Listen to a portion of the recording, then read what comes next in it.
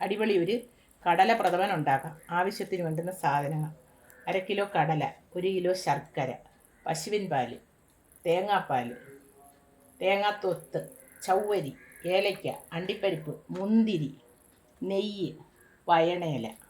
ഈ നാടൻ വയണയിലയിട്ട് ഒരു അടിപൊളി പായസം ഉണ്ടാക്കാം. ഉരുളി വെച്ച് നെയ്യ് ഒഴിച്ചതിന് ശേഷം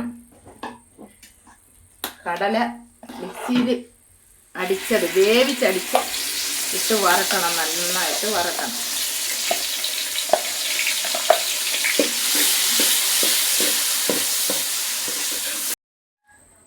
നെയ്യ് ഒഴിച്ച് മിക്സിയിലടിച്ച കടല ഇട്ടതിന് ശേഷം ശർക്കര പാനി ഒഴിച്ച് നന്നായിട്ട് തിളപ്പിച്ച് ഒന്ന് വറ്റി വരുമ്പോഴത്തേക്കും നമുക്ക് തേങ്ങാപ്പാൽ ഒഴിച്ച് കൊടുക്കണം.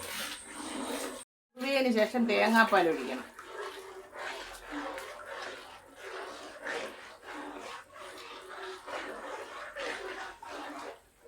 ചവ്വരി തേങ്ങാപ്പാൽ ഒഴിച്ചതിന് ശേഷം ഇടണം.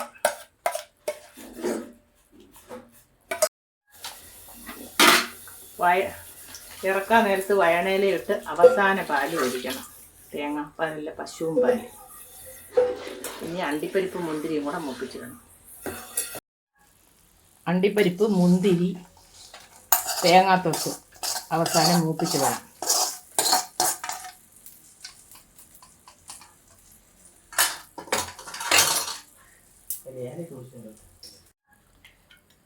അവസാന ഫൈനലായിട്ട് ഏലക്കാപ്പൊടി വിതറണം. അങ്ങനെ നല്ല അടിപൊളിയായ വയണയില പായസം റെഡി.